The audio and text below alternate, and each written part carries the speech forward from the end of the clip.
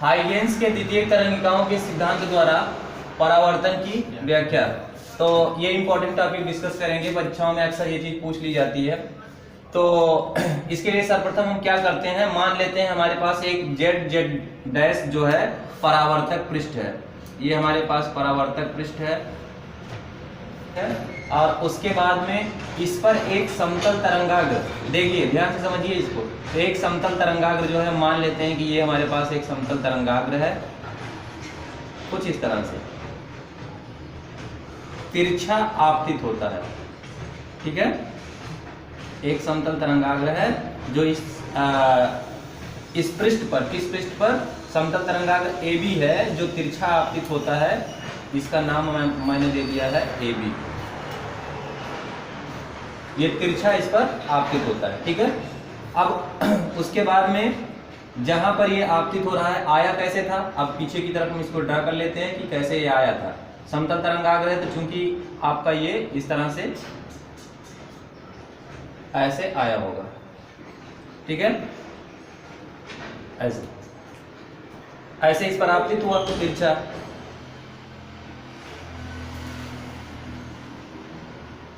यहां पर हम एक अभिलंब ऐसे खींच लेते हैं और इस एंगल को बोल देते हैं I। अब देखिए, हमारे पास जो ये माध्यम है, मान लेते हैं इस माध्यम में प्रकाश की चाल B है और अपवर्तनांक जो है n है। तो खाली हमें यूज करना है B को। अब अगर ये तिरछा ऐसे आपतित हुआ है तो जब ये यहाँ पर, इसका दो सिरे हैं, इस तरंगाग्र के, इस समतल तरंगाग्र के दो सिरे हैं, A सिरा है एक और एक B सिरा है। ठीक है, अब जैसे ही जेड जेड डैश पर ए बिंदु पर मान लेते हैं कि t बराबर 0 पर यहाँ पर ये आपतित हुआ, तो ऐसे ये आपतित होगा।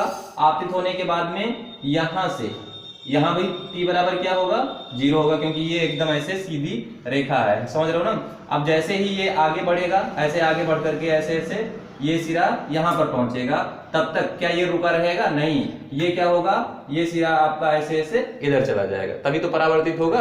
जैसे ये ऐसे आएगा यहाँ पर और ये वाला यहाँ पर चला जाएगा। या आप ऐसे समझ सकते हो कि ये वाला जब आपतित हो चुका है तो ये ऐसे होकर के ऐसे घूम जाएगा। ठीक है, तो कुल मिला के हमारे पास इस वाले को हम ऐसे आगे की तरफ बढ़ा दे रहे हैं, ऐसे। ये कहां पर पहुंच गया, मान लेते हैं A डैश पर पहुंच गया। ठीक है, और उसके बाद में ये वाला जो है सिरा, ये वाला सिरा भी हमारा ऐसे चला जाएगा और फिर उसके बाद में यहां से भी हम एक चीज ऐसे प्रकाश की किरण जो है आगे की तरफ बढ़ा दे रहे हैं, कुछ इस तरह से। समझ रहे हो ना। तो ये जो समतल तरंगाग्र अब आपतित हुआ था, हम क्या कर रहे हैं कि यहां से यहां तक, भाई देखो, आप तरंगाग्र या द्वितीयक तरंगिकाएं जो आप लिखे हो यहाँ पर, ये इसका मतलब ये होता है कि जब भी प्रकाश स्रोत कहीं से निकलती है, उसके बाद में माध्यम के प्रत्येक कण से वो टकराती है और टकराने के बाद में हर एक कण क्या करता है, एक द्वितीयक तरंगिका, एक नई तरंगिका के तरंग के रूप में जो है आगे संचरित होता रहता है। तो ये माध्यम में हर जगह पर तमाम कण है और जहां जहां ये जैसे जैसे चलता जाएगा, हर एक कण जो है एक नई तरंगिका को क्या करेगा, उत्सर्जित करेगा। तो आप ऐसे समझिए, यहाँ से जब ये ए पर आपतित हुआ, उसके बाद में B जो है, B यहाँ से चल करके कहाँ पहुंच रहा है, यहाँ पर पहुंच गया। और ये अब हम क्या करते हैं, अगर हम कहें आपसे कि B वेग से चल रहा था तो T समय में कितनी दूरी तय करेगा, मान लेते हैं यहाँ पहुंचने के लिए वो T समय ले रहा है। यहाँ से ये तरंगाग्र था, वो यहाँ पहुंचने के लिए, A डैश तक पहुंचने के लिए T समय ले रहा है। तो टोटल डिस्टेंस जो हो जाएगी वो हमारे पास कितनी हो जाएगी, चाल बराबर होता है दूरी बटा समय।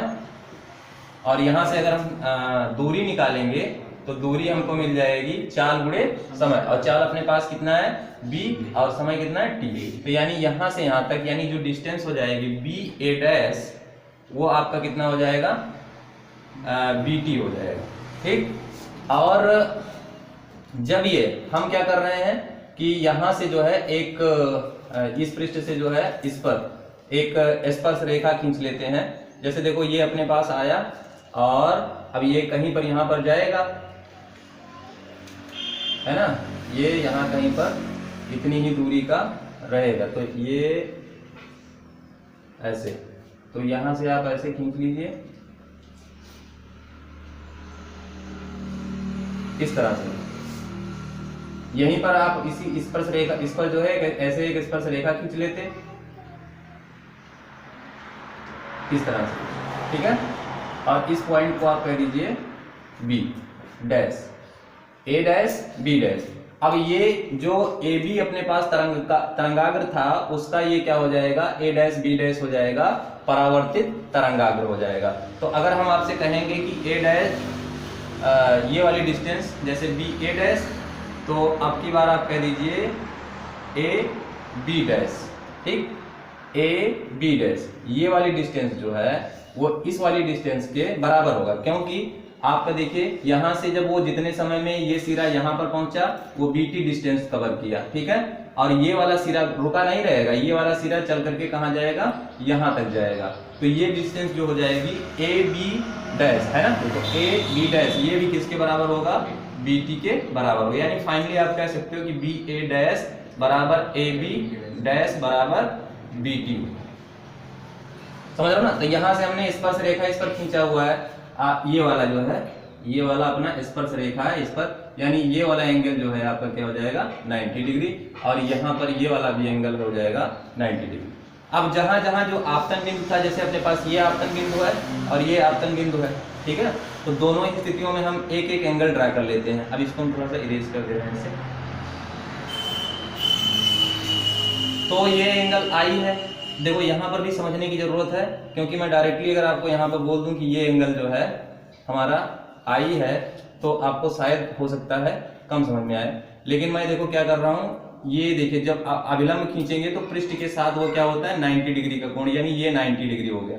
तो आपका ये वाला जो है पूरा क्या हो जाएगा 90 डिग्री हो जाएगा, ठीक है। और अगर ये वाला आई है तो ये वाला कोण जो है इस तरफ से देखो, इस तरफ से ये पूरा 90 है, तो ये वाला आई है तो ये कितना हो जाएगा 90 माइनस आई हो जाएगा। और अगर ये 90 माइनस आई हो गया, ये अगर 90 माइनस आई हो गया और ये पूरा है आपका कितना 90, तो ये एंगल जो हो जाएगा वो कितना हो जाएगा आई हो जाएगा।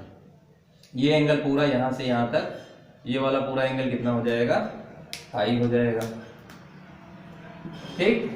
इस तरफ आते हैं, यहाँ पर भी हम एक नॉर्मल ड्रा कर ले रहे हैं ऐसे, और हम कह देते हैं कि जो है परावर्तित किरण ये वाला एंगल हमारा कितना है आर है।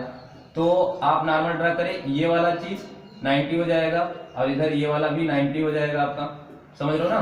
तो अगर ये 90 है पूरा तो ये कितना हो जाएगा 90 माइनस आर हो जाएगा। और अगर ये 90 माइनस आर हो गया और पूरा यहाँ से यहाँ तक 90 है, यहाँ से यहाँ तक आपका ये 90 है पूरा, और ये आपका 90 माइनस आर है, तो ये वाला कोण कितना हो जाएगा, ये पूरा कितना हो जाएगा आर हो जाएगा, समझ रहे हो ना। ये पूरा यहाँ तक 90 है, 90 माइनस आर है, ये वाला एंगल कितना है 90 माइनस आर है। तो 90 माइनस आर है और पूरा है 90, तो यहाँ से यहाँ तक कितना हो गया आर हो गया। अब हमें बस प्रूव करना है सिर्फ और सिर्फ इतना कि एंगल आई बराबर होता है एंगल आर के, और आपतन बिंदु और आपतित किरण और परावर्तित किरण तीनों एक ही तल में हो। तो वो तो मैं देख रहा हूँ, मैंने इस बोर्ड पर बनाया तो मैंने, मुझे किसी अलग चीज की जरूरत नहीं है, वो एक ही पॉइंट पर बन रहा है, बात समझ रहे हो ना।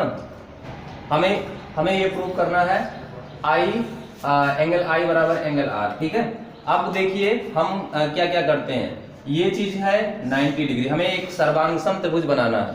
हमारे पास ये कोण कितना है 90 डिग्री। ये वाली जो ए बी है वो बराबर होगा या और उसे, ये देखो 90 कोण है, और ये वाली लेंथ हमने देखा है कितना हो गया है बीटी हो गया है, और ये वाला मैंने पहले ही देखा है ये वाली लंबाई। अब यहां पर कह दीजिए चूंकि ए बी डैश बराबर बी ए डैश बराबर बीटी है, तो एक भुजा तो ये बराबर हो गई, ये भुजा इस भुजा के बराबर है, और दोनों त्रिभुज, अब कौन से त्रिभुज, तो हम बात कर रहे हैं त्रिभुज ए बी ए डैश तथा दूसरा त्रिभुज क्या है A B dash A dash, ठीक है। ये दोनों त्रिभुज हैं, एक हमने ये वाला त्रिभुज ले लिया है बड़ा वाला, और फिर एक ये वाला त्रिभुज ले लिया, ठीक है। तो दोनों ही त्रिभुजों में देखो ये भुजा इस भुजा के क्या है बराबर है, और ये एक भुजा कौन सी भुजा कह दोगे ए डैश, आप कहोगे भुजा ए डैश, हाँ बिल्कुल सही, दोनों त्रिभुजों में उभयनिष्ठ है, उभयनिष्ठ है। अब ये अगर दोनों त्रिभुजों में उभयनिष्ठ है ये वाली भुजा, तो त्रिभुज हमारा क्या हो जाएगा, और एक एंगल बराबर है, तो हम कहेंगे एस ए एस नियम से, है ना, त्रिभुज का एक ही नियम होता है, एस ए एस नियम से क्या हो जाएगा, त्रिभुज